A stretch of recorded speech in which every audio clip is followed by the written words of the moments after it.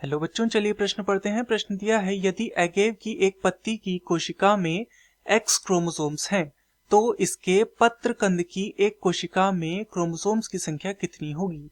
विकल्प ए दिया है 2x, विकल्प बी दिया है x/2, विकल्प सी दिया है x/4 तथा विकल्प डी दिया है x। तो इस प्रश्न में हमसे क्रोमोसोम्स के विषय में पूछा गया है, अर्थात इस प्रश्न की जो मुख्य अवधारणा वह क्रोमोसोम्स की संख्या को बताने के विषय में है। क्रोमोसोम्स की संख्या हमें यहाँ पर बतानी है। तो सबसे पहले हम ये समझते हैं कि क्रोमोसोम क्या होते हैं। तो क्रोमोसोम को गुणसूत्र कहा जाता है। गुणसूत्र ये क्या होते हैं? ये कोशिका में उपस्थित तंतु रूपी पिंड है। तंतु रूपी पिंड है किसमें? कोशिका में उपस्थित। तथा ये क्या करते हैं? ये आनुवंशिक गुण निर्धारण का कार्य करते हैं। आनुवंशिक गुण निर्धारण में ये सहायता करते हैं।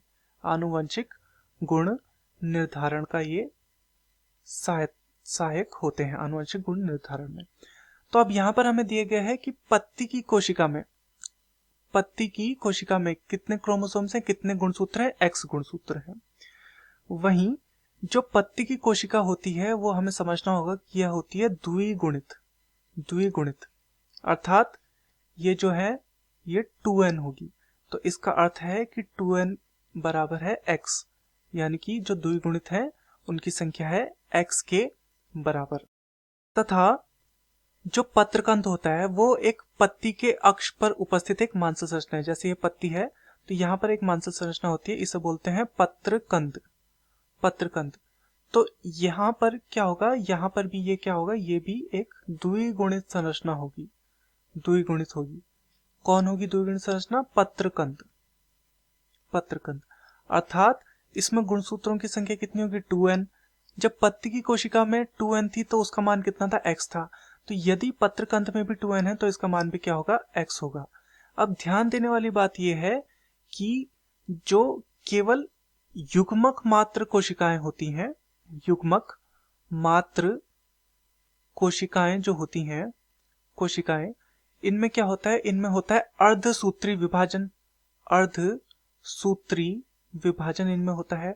तथा अर्धसूत्री विभाजन के परिणाम स्वरूप इनमें जो गुणसूत्रों की संख्या होती है वो n हो जाती है। हालांकि युग्मक मात्र कोशिकाओं में 2n रहती है, परंतु जो युग्मक उत्पन्न होता है उसमें इनकी संख्या n हो जाती है। युग्मक जो उत्पन्न होता है उसमें इनकी संख्या n हो जाती है। तो चलिए अब अपने प्रश्न की ओर चलते हैं। तो यहाँ पर हमसे पूछा गया था कि पत्रकंद की एक कोशिका में क्रोमोसोम्स की संख्या कितनी होगी। तो पत्रकंद जो है ये क्या है? एक युग्मक मात्र कोशिका नहीं है, अर्थात ये द्विगुणित होगा और 2n का मान जो है वो x के बराबर है। तो यहाँ पर जो 2x है, पहला विकल्प ये हमारा गलत हो जाएगा। दूसरा है x/2, ये भी हमारा गलत हो जाएगा। विकल्प सी है x/4, ये भी गलत हो जाएगा। और विकल्प डी है x, ये बिल्कुल सही है।